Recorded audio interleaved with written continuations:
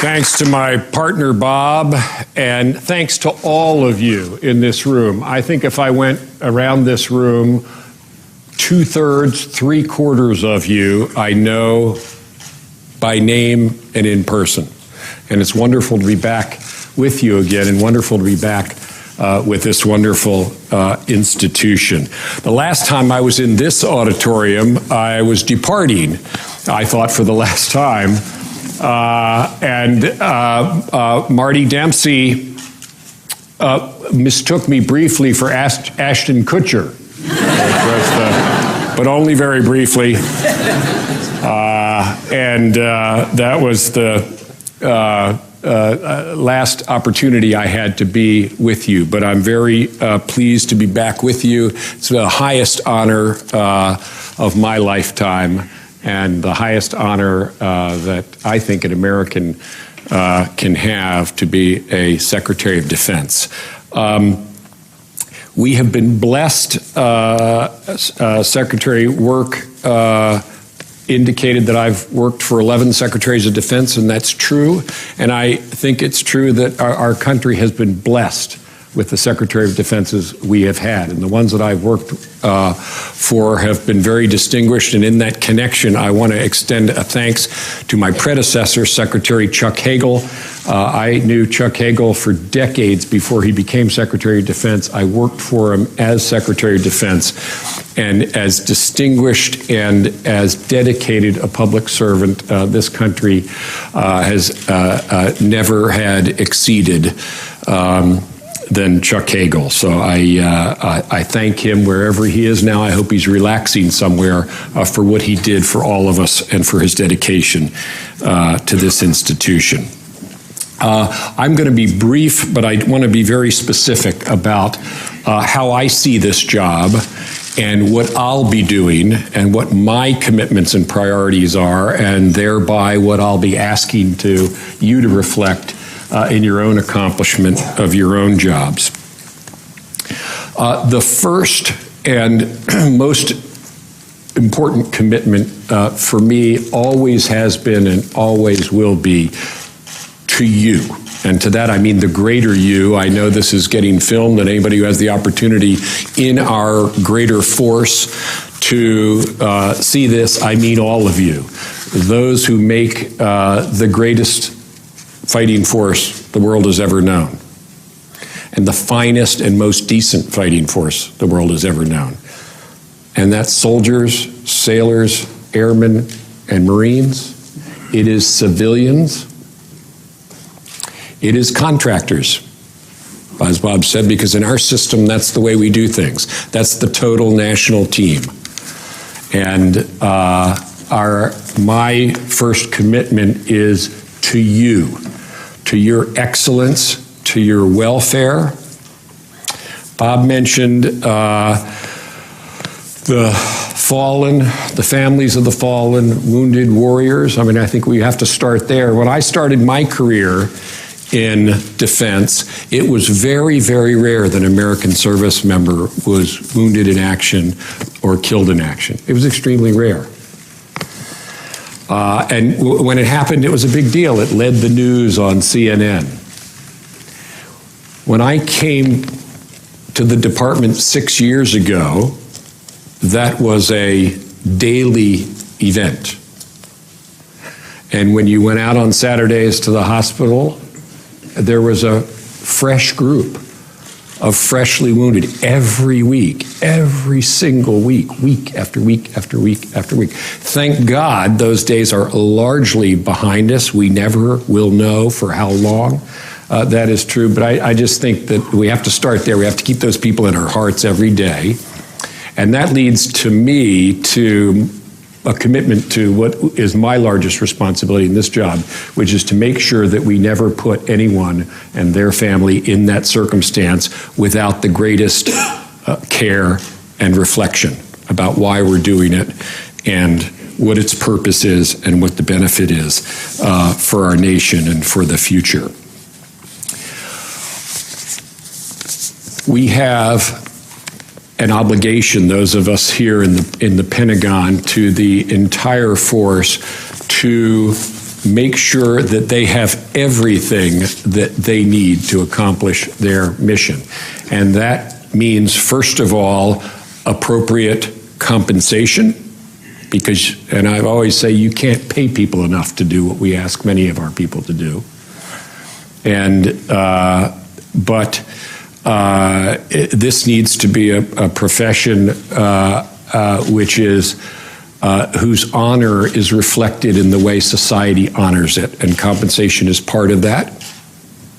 Compensation's only part of it, because I think a member of our community knows that their entire value and satisfaction in doing what they do is only partly measured by what they're paid. It's also measured by whether there are people to the left and right of them who are equally capable, who are numerous enough to help them get their job done, who are well enough equipped and well enough trained that it's safe for them to do what they're doing and that they can be successful doing what they're doing.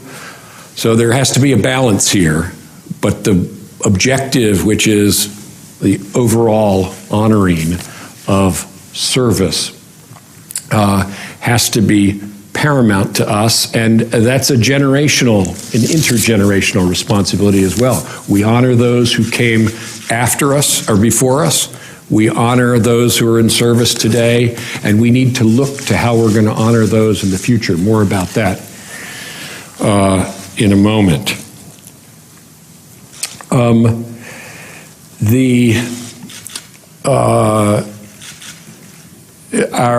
We are blessed in that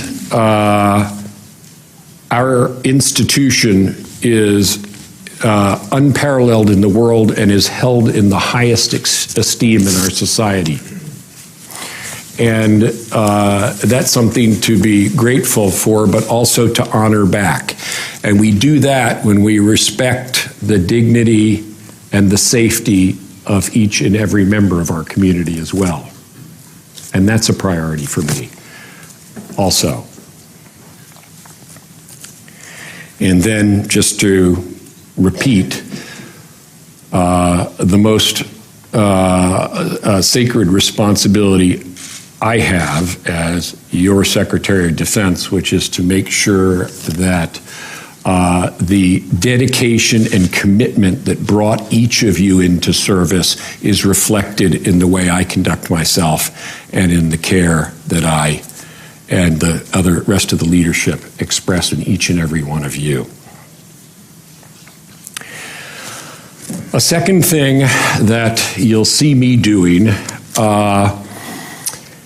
in this role, and this is a very different job from the jobs I've had here in the past, is to be helping the President and our national leadership make the decisions that will keep us safe and protect our country and protect our allies and friends now and in the future. And the President, able as he is, and the people around him, able as they are, it's just one guy. He needs help. He needs our best thinking, our best ideas, our best analysis.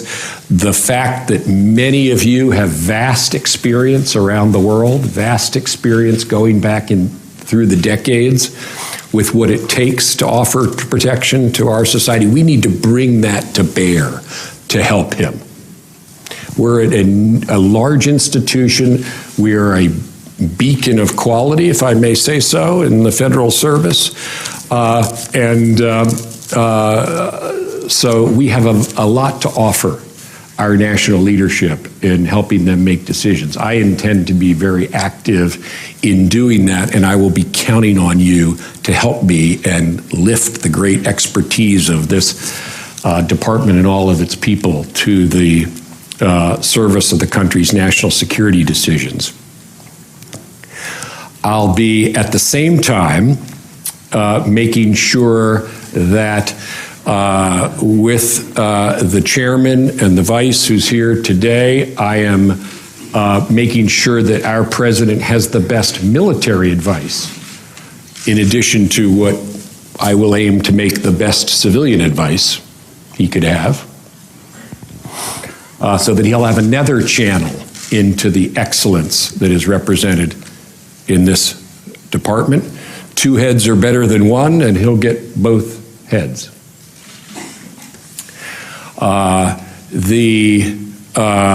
Then he will be expecting us, and I will be expecting you to help me implement those decisions with the excellence for which this department is so long and justifiably known.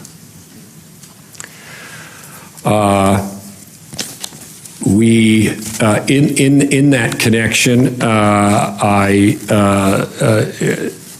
should emphasize that I'll expect each of you to be conducting yourselves in a way that reflects the trust that the country has in you and the appropriateness of the role prescribed to you. And I don't have any doubt that we'll do that as we always have, but we need to retain our reputation for being the best and the most honorable. It's a rough world out there. There's a lot going on.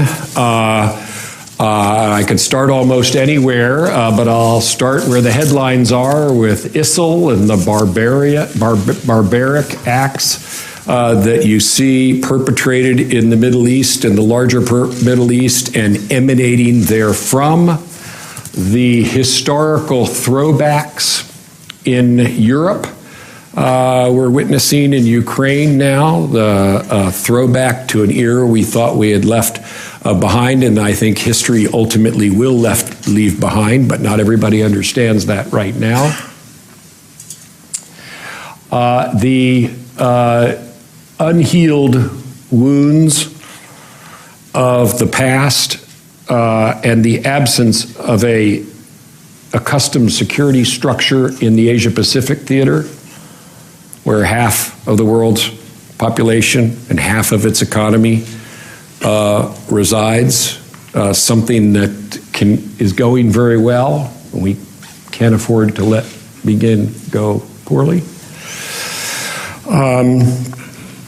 The ongoing campaign, and I believe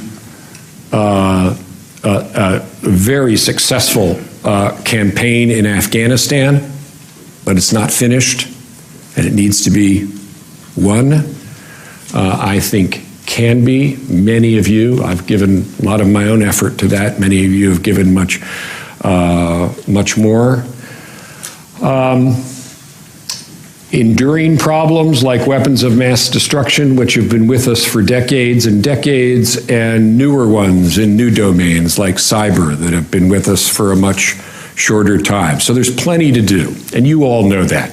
And that's what our country expects us to do, is to protect them from these dangers. But I want to say one other thing to you, which is I always try to, in my own mind and in my own heart, and as I talk to people, remind them that miserable as all that is, and miserable as that all that seems to be, we have tremendous bright opportunities in front of us also as a country.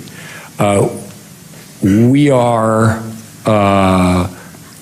not only the finest fighting force in the world, but I think we're the brightest beacon of hope as a country in the world. If you want evidence of that, take a look at who has all the friends. The United States has friends and allies in every part of the world. No other country on earth can say that. In fact, our antagonists have none or few. And that's a reflection of the fact that our values and our conduct and our leadership are followed because people like them and they're attracted to them, and they want, not because they have to. And if you want to call that exceptionalism, I call that exceptionalism. And it's not because we say so, it's because the behavior of others says so. We have an economy and an economic model that has long been a beacon to the rest of the world, despite our fits and starts, continues to be. So we have a lot going for us, a lot to be proud of, starting here, but everywhere, and we have tremendous opportunities, if only we can all come together and grab hold of them. And that brings me to the third thing I wanted to say about, which is coming together and grabbing hold of many opportunities in front of us. One, which you can't talk about defense without mentioning, is our budget and resource challenge, sequestration, and so forth. That is unsafe, it's dangerous, it's wasteful, it's unwise. And you'll see me doing everything I can, everything a Secretary of Defense can do, to try to bring our country together and get us out of the wilderness of sequester. We don't belong there. That's not what our people deserve. It's not what this institution deserves. It's not what the problems and opportunities that I was describing require and deserve, and we've got to get out of that. That said, that's just part of the future that we need to embrace. If we're going to convincingly make the case to our people that they need to spend more on their defense, which I believe they do, we need to, at the same time, show them that we know we can do better at spending that money.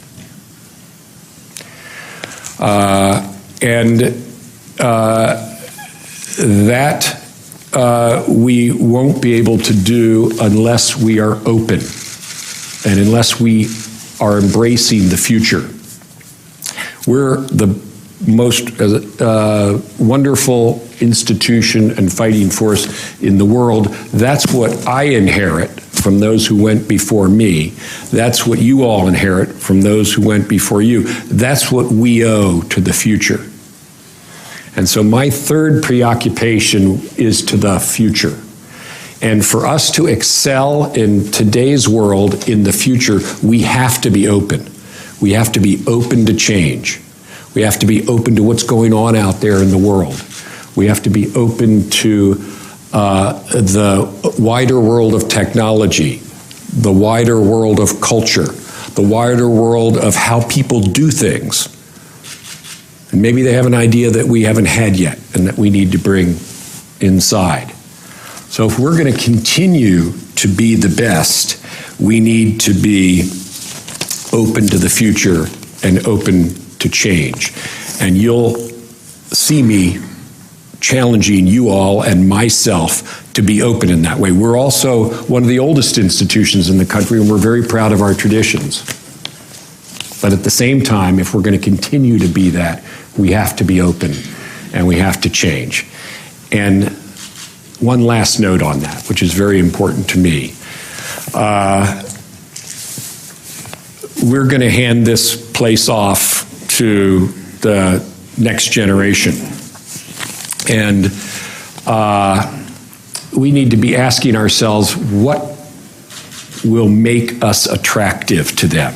What will make us compatible with them? What's the environment within which they can do their very best? And they're different from us. All generations are different. And all people, when they've gotten to our age, start talking about how the next generation's different. But it's actually true. So these kids are different.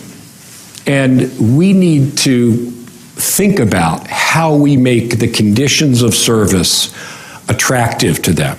What it takes to make them effective in an organization or on a battlefield.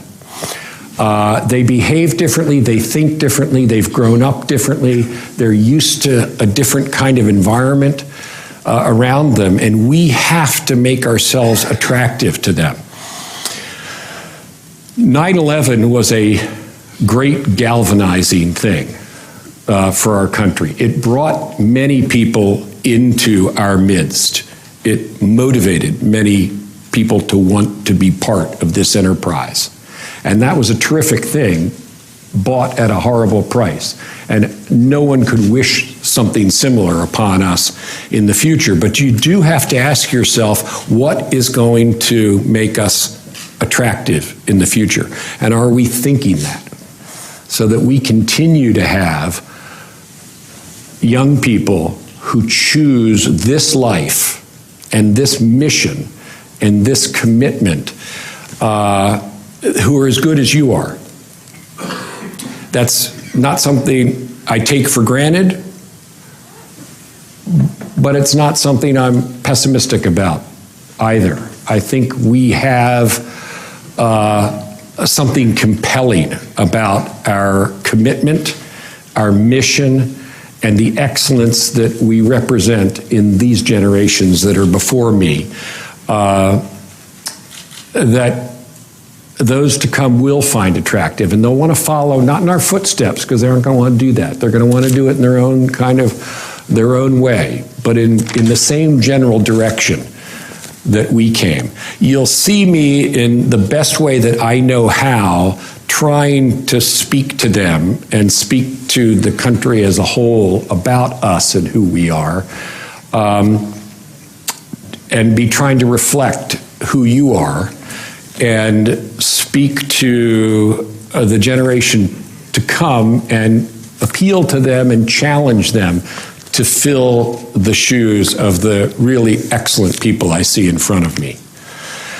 You are excellent. You mean everything to me. The people of this department are so very wonderful, and my wife Stephanie and I are so very devoted to you. That's why I'm back. It's that simple. It's you. It's the mission. And I look forward once again to being in your ranks and working with you. Thanks so much.